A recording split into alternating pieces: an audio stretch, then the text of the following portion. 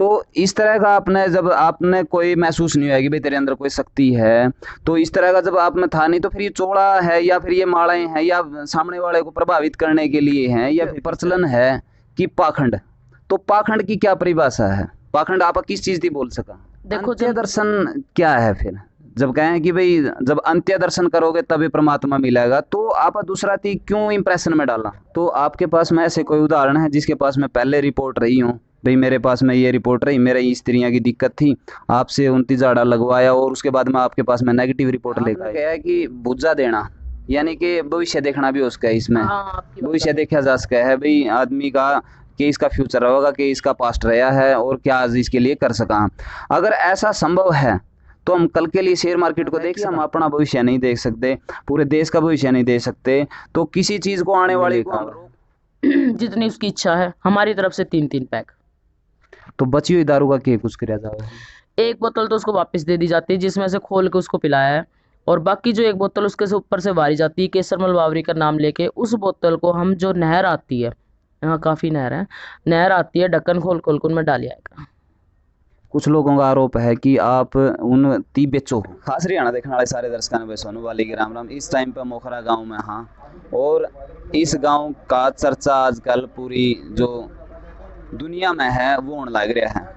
किस बात की लेकर बेरा हो रहा है चर्चा? इस बात का भी सबती बेरा है कि भाई यहाँ पे इलाज कराया जावे है, और सैनिवास का पहले बहुत ज़्यादा प्रचार रहा है, उसके बाद में उसका थोड़ा सा ढीला पड़ गया, और अब जो मोखरा गांव में लगातार हजारों की संख्या में डेली संगत आने लग रही है, और साध्वी जी हैं सोमनाथ जी, तो वो लगातार यहाँ पे भक्ति कर रही हैं और उनसे जानने की बहुत सारी कोशिश करांगे। राम राम जी। आदेश जी। तो सबसे पहले तो मैं आपके शुरुआती जीवन के बारे में जानना चाहूँगा कि आपका जो शुरुआती जीवन है वो कैसा था, और उसके बाद में इस लाइन में आप कैसे आए? देखो जी, मैं स्टार्टिंग से, अगर मैं शुरू से पूछना चाहते हो तो स्टार्टिंग में मैं, मेरे पापा आर्मी में थे, मैं सेंट्रल स्कूल में पढ़ी थी, मैं ताइक्वांडो में ब्लैक बेल्ट हूँ, और उसके बाद 15.5 साल की शादी कर दी गई थी, तो मेरी शादी हुई थी पाली महेंद्रगढ़ में। जी। तो वहाँ पे मेरे हस्बैंड स्टार्टिंग में तो भर्ती वर्ती देखा करते, फिर उसके बाद उन्होंने सिविल हॉस्पिटल में ज्वाइन कर लिया। पहले तो डीसी बेस पे लगे थे, बाद में बाबा की सी दया हुई कि भाई वे सर पक्के हो गए, सरकारी नौकरी होगी उनकी। उसके बाद जब मैं 8 साल की थी, अब बचपन से बताती हूँ, तो 8 साल की के पेट में दर्द स्टार्ट हो गया था, और मैं जब तक 28 साल की हुई, 29 साल की हुई, तब तक मेरे पेट में दर्द रहा। 26 साल की मेरी बच्चेदानी भी निकल गई, 5 ऑपरेशन हुए। मेरे को हर जगह डॉक्टर, शाणे, सेवड़े, भगत, साधु, संत सबके पास लेके गए, मेरे कहीं आराम नहीं हुआ। फिर मैं क्योंकि मानती भी नहीं थी ना, मैं बबूत खाया करती, कोई दिया करता है तो ना, मैं ताके तोड़ के फेंक दिया करती, ये सब बकवास है, क्योंकि पापा के साथ रहते हम इन चीज़ों में मानते नहीं थे। फिर मेरे को जब काफ़ी परेशानी होगी, हस्बैंड ने भी ये बोला कि भैया मैं नहीं रख सकता, खर्चा अफोर्ड नहीं कर सकता, और आप ही रखो, मेरी मम्मी को बोला। तो फिर मेरी मम्मी 5 ऑपरेशन मेरी मम्मी ने ही कराया, मेरे मेरे भाई भी आर्मी में है, उन्होंने कराया सब कुछ। फिर उसके बाद जब मैं काफ़ी टाइम वो निकलता गया, छठे ऑपरेशन की जब तैयारी हुई, तो मेरे गुरु के पास मेरी छोटी बहन लेके गई बड़ियाली गांव से, और मेरे गुरु जी हैं तो शाम के पास किरावड़ से, तो उन्होंने मेरा, उनका नाम क्या है, नाम बताइए? सोमनाथ है उनका नाम भी। जी। हाँ जी, पाथरी वाली, और बाथरी वाली माता, और गुरु गोरखनाथ के भगत हैं वो। तो उनके पास लेके गए, तब उन्होंने मेरा इलाज किया और मेरे को धुएं के नियम बताए, और मैं इनकी, गुरु गोरखनाथ की और जहारवीर की, जब मेरा बेटा मेरे 2008 में पेट में था, तब से इनकी जोत जलाती आ रही हूँ, उनकी सेवा करती आ रही हूँ। तो उन्होंने कहा कि कोई शक्ति आना चाहती है, तो गुरु जी ने बात की, सुबह जैसे भी उन्होंने ध्यान व्यान लगाया, सिर्फ जो भी किया उन्होंने, उससे क्या है कि उन्होंने मेरे को धुएं के नियम बताए, मैंने धुआं लगाया। धुआं लगाने के बाद है ना, जब 10-5 दिन हो गए, 1 अक्टूबर 2019 को मैंने धुआं लगाया था, 2-4 दिन बाद जैसे लेडीजें आनी शुरू होगी, तो किसी ने मेरे को कहा कि धुएं की बबूत में तो बहुत ताकत है, और इस बबूत हमें देते उठा के। मैंने दी, और बोली सिर पे हाथ रख, ऐसे बताया, तो मैंने सिर पे हाथ रखा, जति गुरु गोरखनाथ का नाम लिया, तो सबके आराम होता गया। तो एक के आराम हुआ तो फिर औरों के भी आराम हुआ। तो मैंने 2.5 साल गद्दी अपने पियर नरेड़ा गांव में लगाई है, और उसके बाद मैं मोखरा 5 फरवरी 2022 को बसंत पंचमी वाले दिन यहाँ आई थी। तो इसमें आपने एक बात कही कि किसी ने दूसरा ना बोला कि आपकी जो बबूत है उसमें दम है और हमने यह बबूत दे दो, तो आपने इस चीज का खुद जो अंत्यात्मा था, आपकी आवाज क्यों नहीं आई कि भाई इस बबूत में दम है या आप में दम है इस चीज के लिए? तो वो चीज दूसरा ना बताई हो, उसका वो बता दिए हो, या फिर एक झूठा प्रचार में आ गई हो बात, तो ऐसा क्यों? देखो जी, बबूत का मेरे को पता था, पर मेरे तो जब ये बात कोई कहेगा ही नहीं आके आके भाई बबूत दे, या मैं बीमार हूँ, मेरा झाड़ा लगा, तो मैं बिना बात की उसने बबूत दूंगी। और मैं तो पहले ही कह रही हूँ कि मैं इन चीजों को मानती नहीं थी। मेरे गुरुजी ने तो मेरे एक धागा बांधा था, बबूत दी थी, वो मैंने खाई थी, उससे मैं ठीक होगी। और जो भी उन्होंने किया था वो किया था भाई। जैसे कि जो भी इलाज का प्रोसीजर होता है वो जैसे भी मंत्रों से शक्तियों से जो भी किया उससे मैं ठीक होगी। तो जब तक धुआं लगा रहा है, बबूत निकलती रही, जब वो औरत बोली कि भाई मैं बीमार हूँ, मेरे सर पे हाथ रख, मेरे झाड़ा लगा के देख तू, क्योंकि मेरे को पता भी नहीं था कि ना मैं किसी का इलाज कर सकूँ।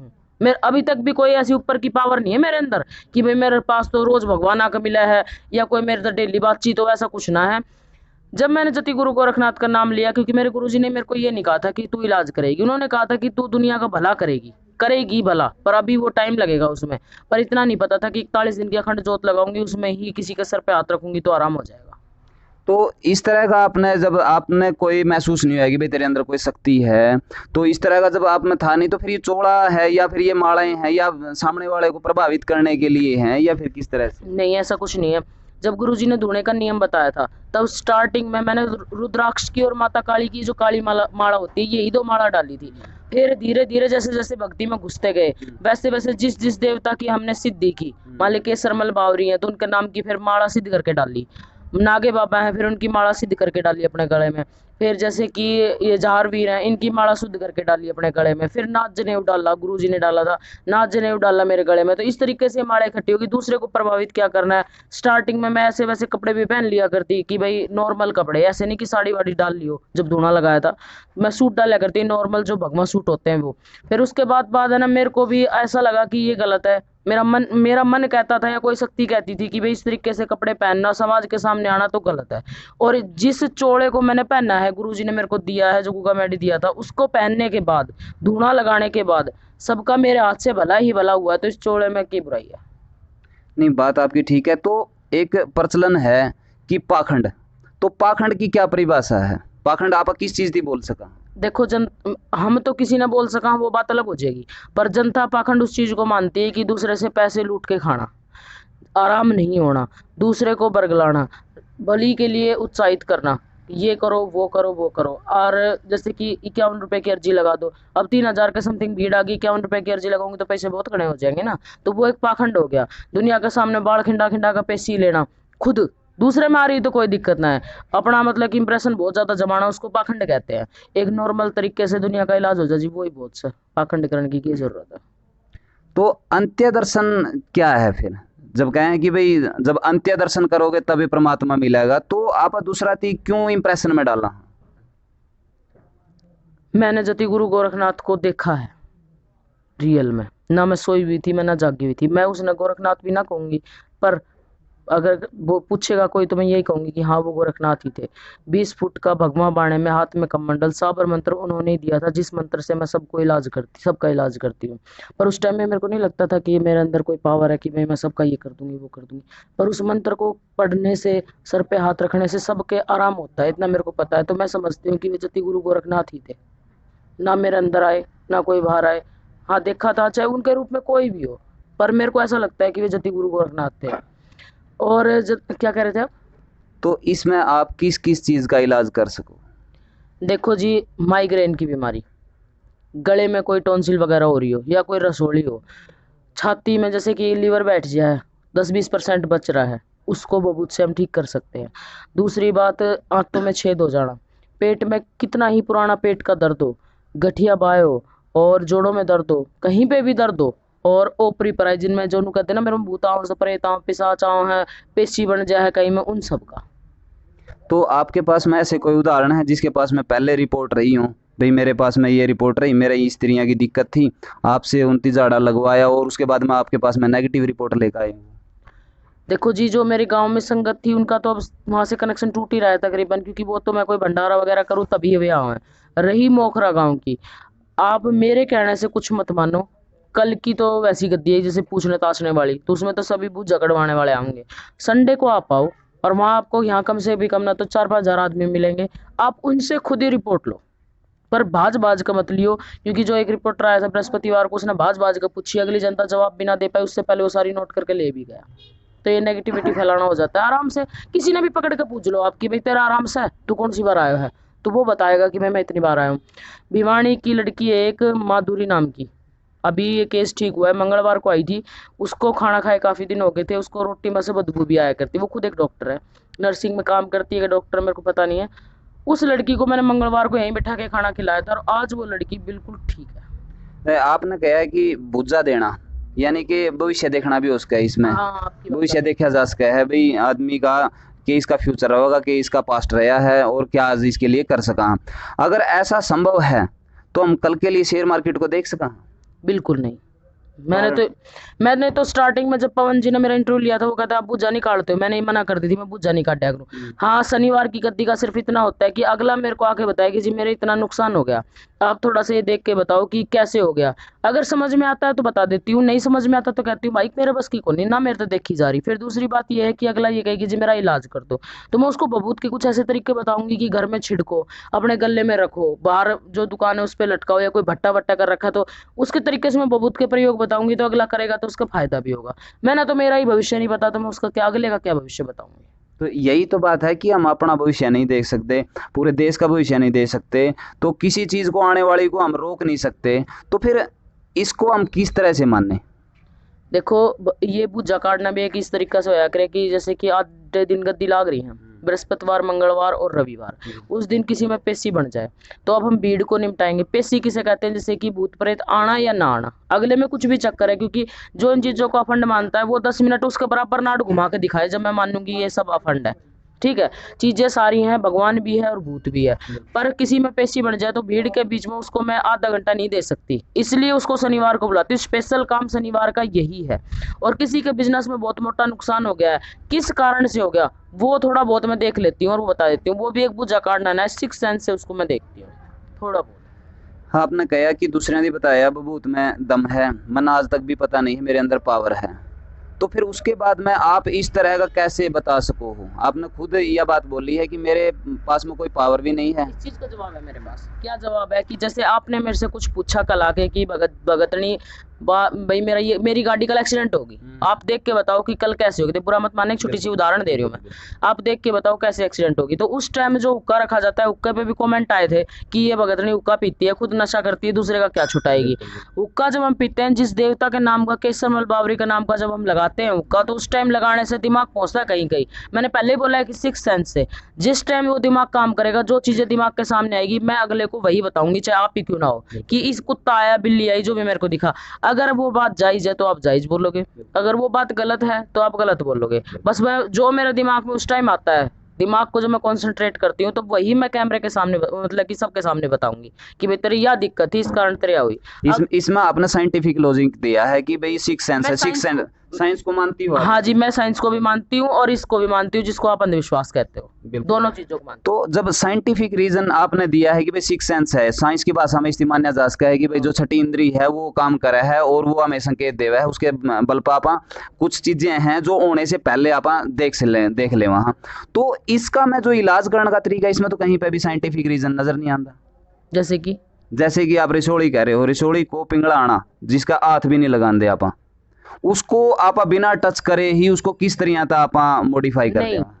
कौन कहता है बिना टच करे उसको खत्म कर देते हैं हम पेट के अंदर? उसके 3 जाड़े लगाएंगे हम, जहाँ उसके रसोड़ी है, मैं खुद अपना हाथ लगा के ऐसे करके जाड़ा लगाऊंगी, ओम शिव गोरखनाथ का नाम लेके। मेरे अंदर कुछ को नहीं, और ये बैठा है ना जो जति गुरु गोरखनाथ, इसके अंदर बहुत कुछ है।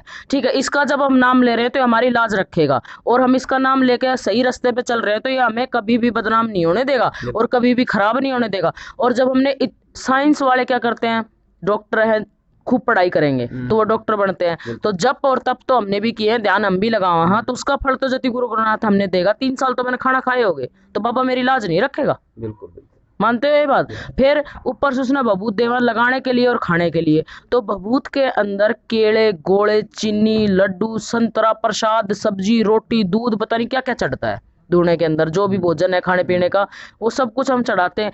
उसमें भी एक साइंटिफिक रीजन है, ये भी बताऊंगी मैं। जति गुरु गोरखनाथ भी और साइंस भी लगा लो इस बात को, इतनी चीजें डलेंगी तो डलने के बाद क्या पता उसका क्या वो बन जाता हो भाई, ऐसी क्या उसमें आ जाता हो गुण कि भाई उससे रसोली ठीक हो रही है, पेट का दर्द ठीक हो रहा है, क्योंकि गोड़ा है, वो सी चीजें डल रही है, तो भभूत भी अलग तरीके की हो जाएगी।